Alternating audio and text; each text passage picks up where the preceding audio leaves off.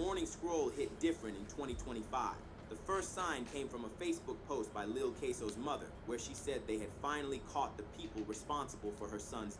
After months of speculation and IG lives getting played in slow-mo like crime tapes, FullyChop and Lil Speedy were officially in custody. This is the story of how FullyChop and Lil Speedy got arrested for the murder of Queso. Fully folded, Speedy snatched. The first to get snatched was FullyChop. Police picked him up on the south side of Chicago on July 14th.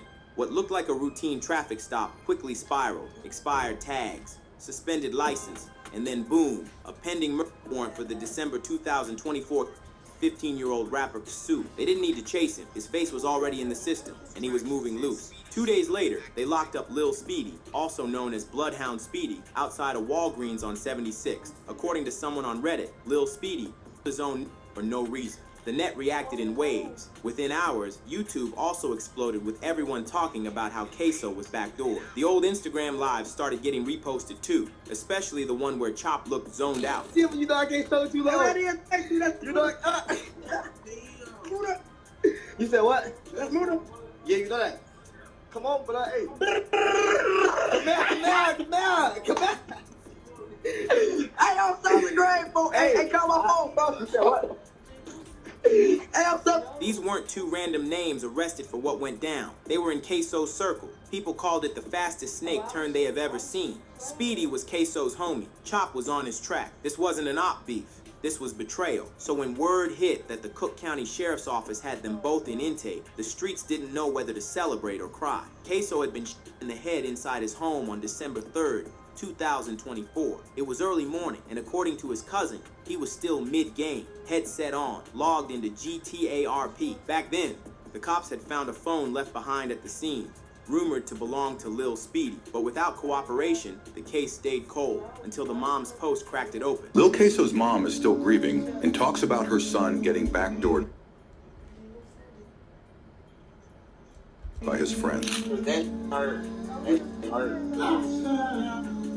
Look, took my only boy from me, my baby, my mini me, in his own house, sitting there. No, he didn't see it coming at all. They did that, man. That's the cowardice move in the world. She knew. On July 15th, 2025, several sources started spreading the news that the victim's mother had something about the arrest. Lil Queso's mother took to Facebook, claiming that FullyChop, Bloodhound Lil Speedy, and maybe even more people were tied to her son's. In the comments, she clarified that Speedy had been picked up on a charge, not the murder itself, but made it clear the two were connected.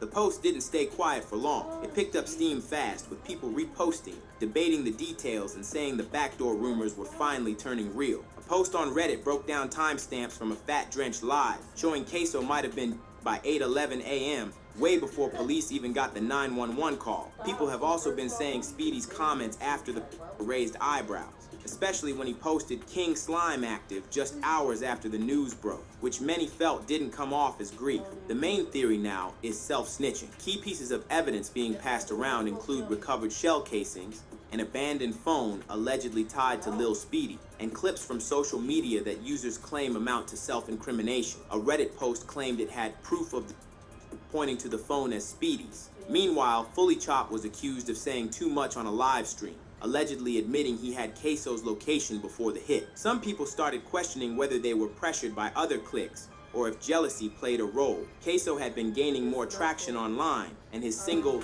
Caught Up, was hitting views faster than FullyChop's drops. But the deeper narrative was about loyalty gone sour. It's the betrayal that hit hardest. Not just the body drop, but the fact that the same voices who hyped Queso's music, who said we all gonna make it, were now sitting in lockup, booked for making sure he didn't. And just like that, it wasn't just a tragedy anymore. It was a storyline.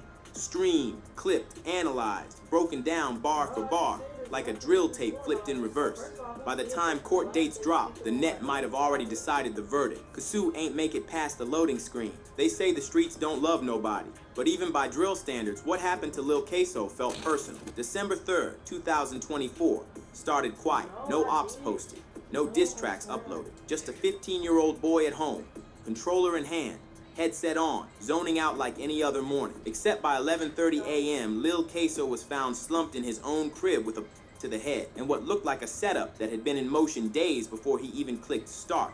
Official reports clock his time of around early morning, but word from inside said something darker. Fat Drench, a known associate, said on live stream that Queso was gone before 8. That would mean someone was in the house hours before his mom walked in and found him lifeless. It wasn't random, it wasn't sloppy. Whoever did it got in, did what they came to do, and dipped fast. Shell casings were found both inside and outside the house that had detectives thinking it might have been but others started whispering something else. A staged entry, a quick pop-off at the door to make it look messy, then the real work done once inside. No forced entry, no signs of struggle, and somehow a phone got left behind. A phone that allegedly belonged to Bloodhound Lil Speedy. At first, Speedy said he just forgot it. People suspected that he went back into the house to take the phone and then used the opportunity to Queso. Speedy also claimed he'd been over at Queso's house the day before, that Queso was his boy, but the timing didn't add up, especially since 2 nights before the murder, an IG story had been floating around showing red lasers beaming through Sue's window. That same clip got taken down, but screenshots spread fast. It wasn't regular trolling. Those beams were attached to automatics. Some people think that was the warning. Others think that was them rehearsing the real thing. The IG clip dropped from an account tied to FullySwitch, an affiliate of FullyChop. That detail hit different once people started connecting names. Chop, Speedy, both inside Queso's circle, both acting normal in the days leading up. Then suddenly Queso's and one of their phones is sitting on his floor. Another wild detail, Queso was still logged into his game when his body was found. That had folks speculating that he was mid-session, headset on, probably locked in with somebody online. Now that's fucked up. That's so fucked up, man. So I'm gonna break this down. Basically how it all happened, man. Queso and Speedy apparently was clicked up still after Queso and Chop fell off. You know what I'm saying? And Chop and Speedy, I guess they was cool once upon a time, but they ended up falling out before Queso and Chop fell out. You know what I'm saying? And this was crazy though. This was crazy if I remember, because I just forgot. It just slipped my mind. What's crazy is the reason Chop and Queso fell out is because Queso he basically robbed one of the FullyChop people, one of the FullyChop disciples, associates, you feel me? That's when they was cool and stuff. But this was after the Speedy and Chop fall out. You know what I'm saying? So I personally feel like Speedy had Queso backdoor one of the Chop people on some I got a lick for slab, ooh, don't be a bitch type shit. And what's the name end up being that? And then that's why they end up falling out. What's the name? That's when you see that video. What's the name getting his gun took? Talking about, come back and kill all y'all ass. Come back. I'm gonna kill all y'all ass. That's why you ain't getting your gun back. Your shit took. What? Where your other one at? Woo. Fool, I got 2 guns. Woo, I got 2 guns. What? Y'all took one, boy. I got a whole nother one. That's when all them videos start popping out. You see what I'm saying? So boom. To come to find out, Chop, he ain't even kill you. Speedy, the nigga that had you fall out with Chop, the one that killed you, folk. The one that had you rob that man that was associated with your friend, end up killing you, folk. Like, that's what, folk, that's fucked up. That's a fucked up situation, man. Like, how personally, how would you move if you was in any one of their shoes? I just want to know, how would you move? Like, what's your thought process? What's the first thing you doing? What's the second thing you doing? What's some shit that you not doing? And if you was in a certain spot, you feel me? What type of decisions is you making? Because I feel like these is just a bunch of little boys making little boy decisions. So I ain't gonna lie to you. While they moved through the crib, no barking dog, no fight, just silence. Until it wasn't. The theory that caught the most traction said Speedy showed up, acting regular. Maybe asked to charge his phone. Maybe just kicked it, watching Queso play. Then when the timing felt right, when Queso was fully distracted, somebody else came through the door, the back door, literally. Reddit threads from that day said Speedy may have unlocked it himself. And the reason? Street Talk said there'd been tension for a while. Speedy felt like Queso was picking sides, especially after a different incident where Queso got taken. That moment apparently cracked their trust. No one said it out loud, But a few folks started treating Speedy different after that, as if he was plotting. A video was even posted online about it. Right, this what I was just saying though. This what I was just saying right here. Speedy. Hold on. Inside season, Street Talk said there'd been tension for a while. Speedy felt like Queso was picking sides, especially after a different incident where Queso got taken. That moment apparently cracked their trust. No one said it out loud, but a few folks started treating Speedy different after that.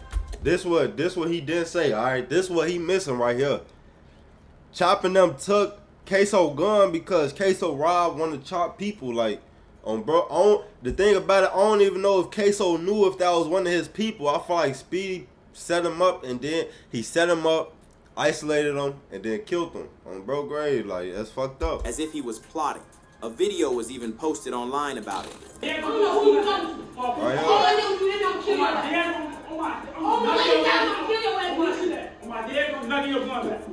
I'm gonna kill your ass.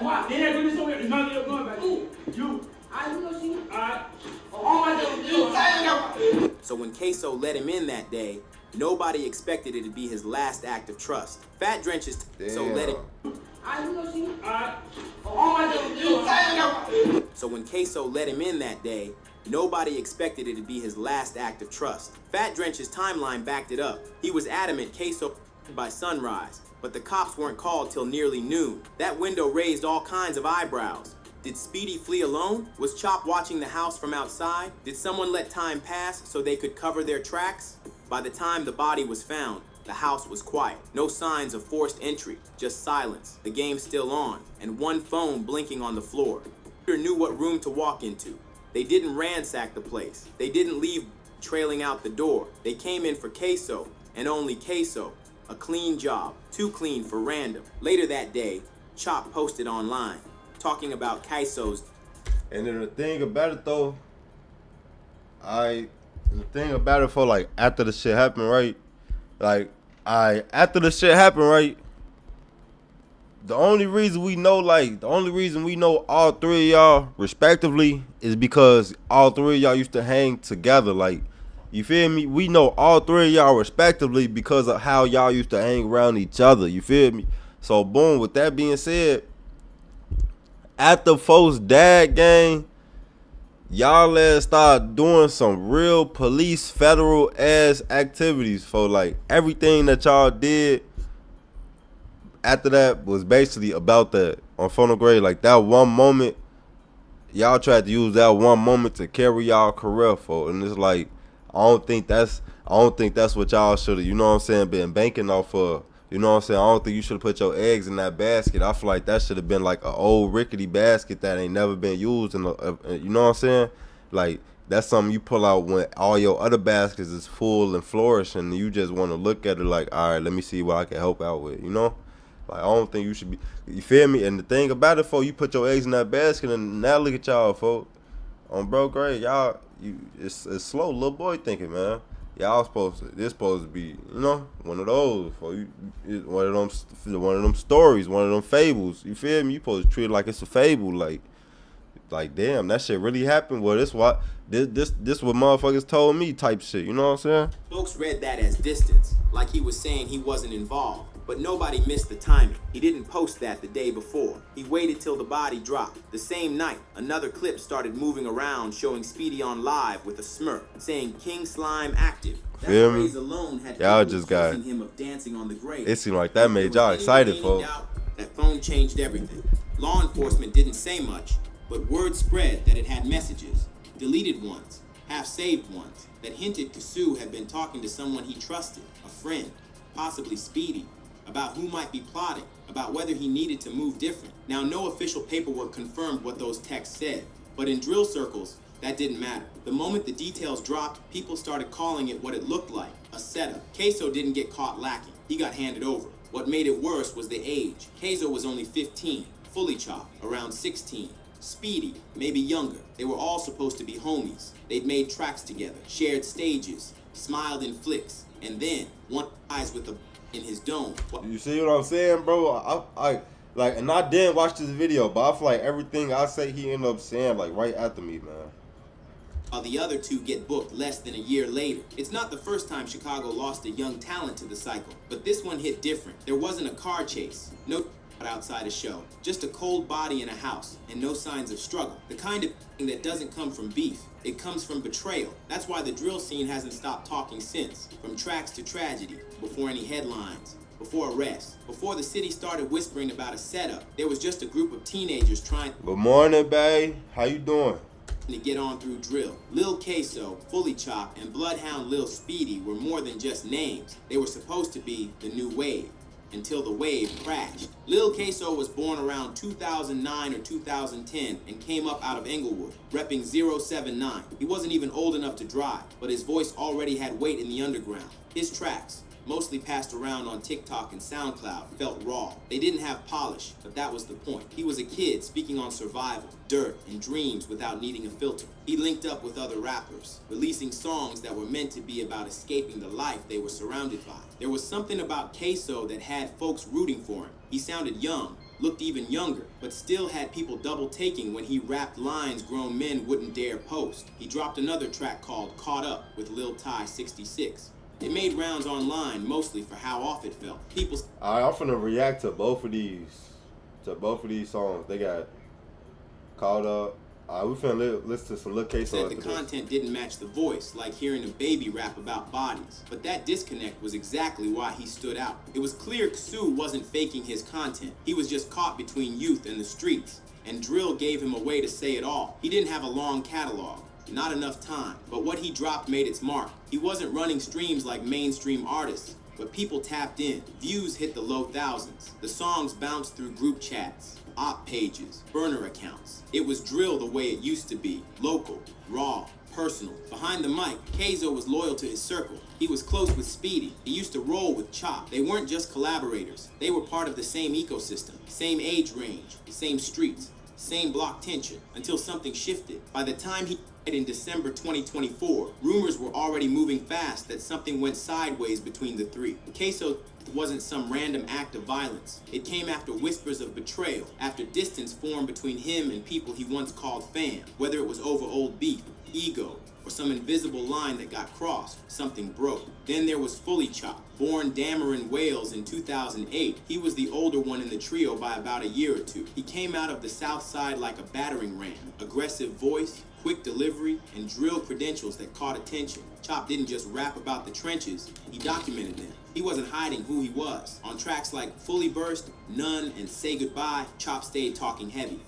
Street pressure, fake homies, it was all there. One moment he'd be dissing an op, the next he'd be mourning a lost one. It gave him a weird duality, one foot in revenge, the other in grief. His affiliation with PGF put him in multiple circles. You'd see him with Baby Splat, Shorty Mob, Lil Scoom, all names familiar in the new drill resurgence. He repped Pocket Town heavy in some tracks. Other times he'd flash signs linked to more controversial sets. Either way, he wasn't neutral. His side was clear. What made Chop interesting was how fast he moved through the scene. One month he'd be an underground name. The next, he's trending on reels, dropping visuals with quality most kids his age couldn't touch.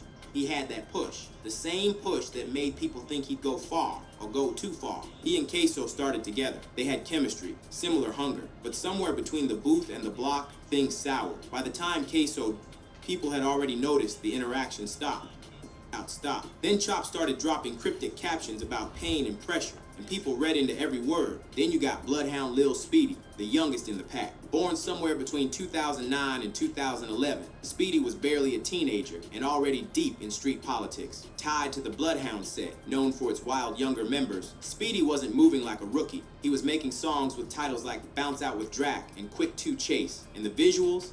Flashing, cars spinning, and grins that didn't match the content. He was called a crash out by YouTubers. Kids in comments said he was the one always with it. If something jumped off, Speedy wasn't far. He didn't have a huge discography either, but he didn't need one. His rep moved faster than his streams. People watched his clips to see what he'd say next. Not because he was lyrical, but because he was unpredictable. His Bloodhound connection brought him close to other figures like J Boogie and Lil Jeff. While older Bloodhound members were falling, Speedy was stepping in to carry the name. That kind of pressure on someone barely in high school don't come without a cost.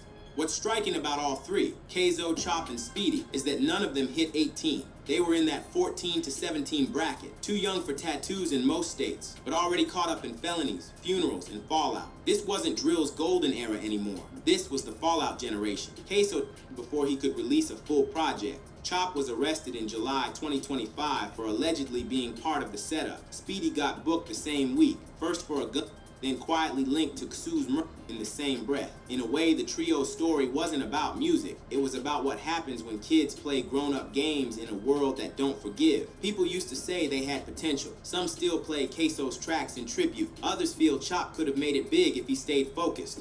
Speedy's name gets mentioned when people talk about who went too far, too fast. They weren't just names in the headlines. They were once a circle, a group of kids trying to carve out a lane with mics and masks. But Drill don't leave much room for forgiveness. The moment one fell, the others followed. In the end, it wasn't Ops that took Kayzo out. It was his own people. That's the real heartbreak. Mic'd up murder. In Drill, the mic can be a weapon. And sometimes it talks too much. What once started as a tool to vent, to brag, or to tell the other side we're still here, has now become a forensic breadcrumb trail. When Lil Kayzo in December 2024, fans didn't just look at the crime scene. They hit rewind on every track, every diss, every freestyle. Drill listeners know sometimes the story's already been told in the booth. Start with Lil Kayzo himself. Before he left behind verses that sounded like war reports from someone too young to be in the field. In Caught Up, he raps, caught Lil Chris up on the 5, and then we filled him up with lead. I be walking down the 5 cause know I send a blitz. It's the kind of line that Drill fans recognize as loaded. Walking down the 5 isn't just scenery, it's strategy. He names his turf,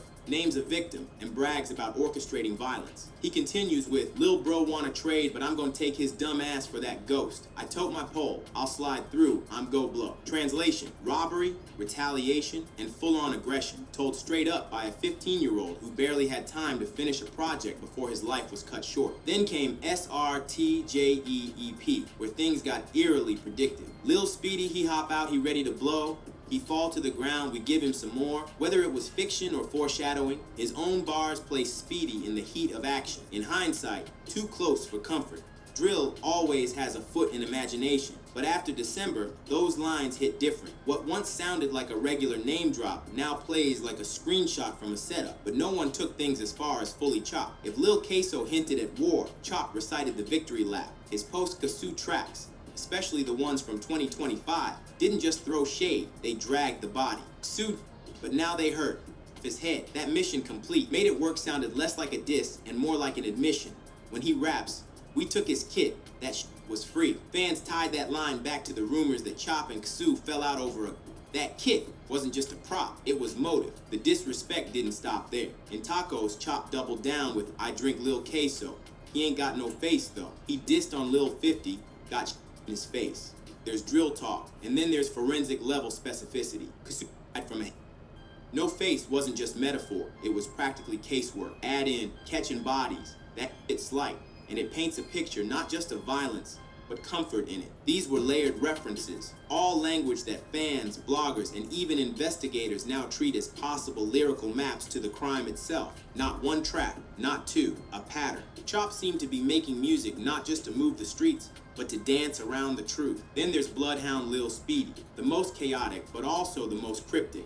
Unlike Chop, he didn't name names, but his catalog still breathes heavy. I went up 3 souls and just a teen reaper. On my back had people counting bodies. 2 ops in the same week back-to-back caught attention fast. Kayzo's was followed by others in his circle, and drill fans love to play detective. Now roll him up, cause he a pack, got shot 10 times, no coming back. These aren't punchlines, they're case files, verbal ones.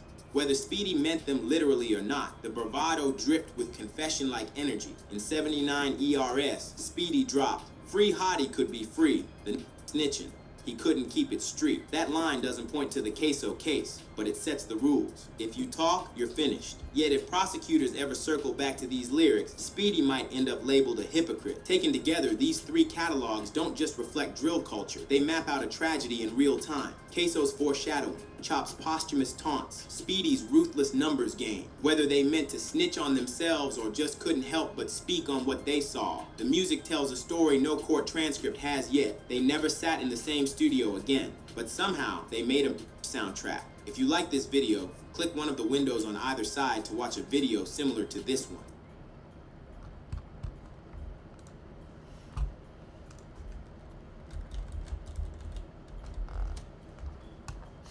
Alright, we finna listen to some Lil Queso music, man. What type of music you got, man?